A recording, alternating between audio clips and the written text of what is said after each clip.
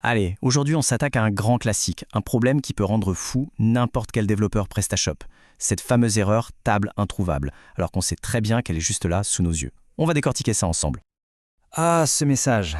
Qui n'a jamais passé des heures à s'arracher les cheveux dessus? C'est un vrai casse-tête, parce que notre instinct nous dit que tout est correct. La table est bien là dans la base de données, on l'a vérifié 10 fois.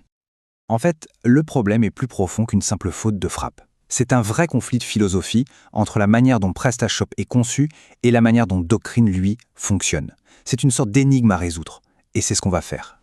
Alors voilà notre plan de match. On va commencer par le mystère, cette erreur si commune. Puis, on va mener l'enquête pour trouver la vraie cause. Attention à la fausse piste, la solution qui semble facile mais qui est un piège. Ensuite viendra la révélation, avec une solution bien plus élégante, son plan d'action pour la mettre en place, et enfin le dénouement, où on verra tous les bénéfices de cette approche. C'est parti pour l'enquête. Pour vraiment piger le problème, il faut d'abord comprendre les deux acteurs principaux de notre histoire, PrestaShop et Doctrine. Et surtout, pourquoi, à la base, ils ne parlent pas tout à fait la même langue. Et voilà le cœur du problème, juste ici.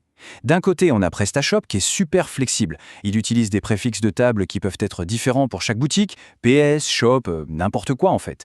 Et de l'autre, on a Doctrine, qui lui est très littéral. Si on lui dit de chercher une table nommée Trade in Request, il cherchera exactement ça et rien d'autre. Il ne va pas deviner le préfixe tout seul.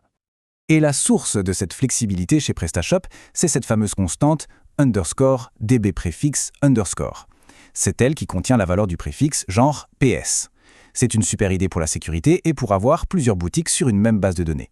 Le seul hic, c'est que Doctrine, par défaut, n'a aucune idée de l'existence de cette constante. Pour lui, c'est comme si elle n'existait pas. On arrive maintenant à la fausse piste. C'est l'erreur que presque tout le monde fait au début en tombant sur ce problème. C'est tentant, mais c'est une très très mauvaise idée. La première réaction, c'est de se dire, bon, si Doctrine ne trouve pas PS Trade-in Request, je vais lui dire explicitement que le nom de la table, c'est PS Trade-in Request. On va donc modifier la notation et coder le préfixe en dur. Surtout, ne faites jamais ça. C'est un vrai piège qui va vous causer bien plus de problèmes sur le long terme. Et pourquoi c'est une si mauvaise idée? C'est simple. Votre module ne fonctionnera que sur les boutiques qui utilisent le préfixe PS underscore. Si un client a une boutique avec shop underscore ou XYZ underscore, c'est fini, ça casse.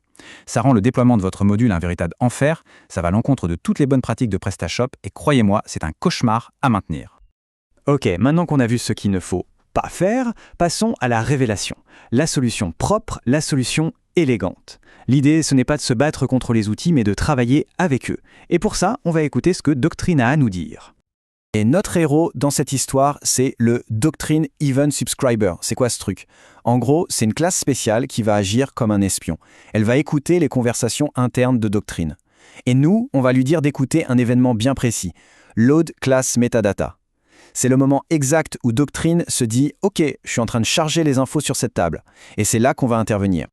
Bon, à cette théorie, passons au plan d'action. Comment on met ça en place concrètement? C'est un processus en 4 petites étapes. Et à la fin, on aura un code non seulement qui marche, mais qui est propre et professionnel. Voilà les 4 étapes. D'abord, on va créer la classe PHP de notre subscriber. Ensuite, on va la déclarer comme un service pour que PrestaShop sache qu'elle existe. Après ça, on verra comment nos entités deviennent beaucoup plus simples. Et enfin, un petit ajustement à faire dans le script d'installation. Première étape, la création du fichier. On va créer une classe qu'on peut appeler table préfixe subscriber.php.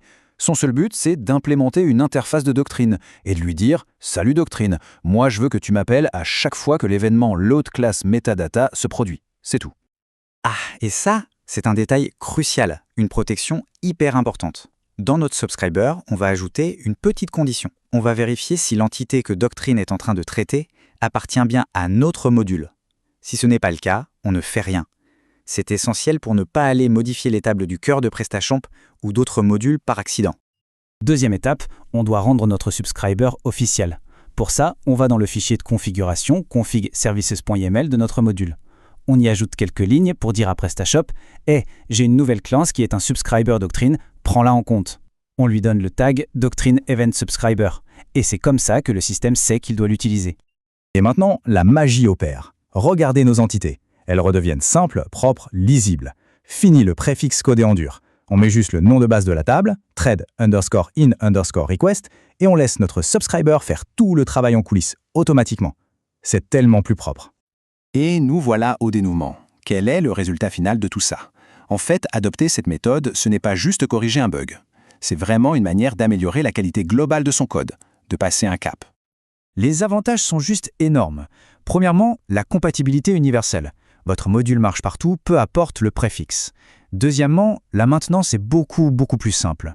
Toute la logique est à un seul endroit. Plus besoin de chercher dans 50 fichiers si on doit changer quelque chose. C'est aussi conforme aux standards, c'est du code professionnel. Et enfin, le déploiement devient un jeu d'enfant. Et le plus beau dans tout ça, c'est qu'il ne faut qu'un seul fichier, un seul subscriber, pour gérer ça pour toutes les tables de votre module. Que vous ayez une entité ou 50, avec des relations complexes, des tables de jointure, ce seul petit fichier s'occupe de tout pour tout le monde. C'est l'élégance même. Finalement, cette solution, c'est plus qu'une simple astuce technique. C'est un rappel d'un principe fondamental en développement. Et ça nous laisse avec une question intéressante à se poser.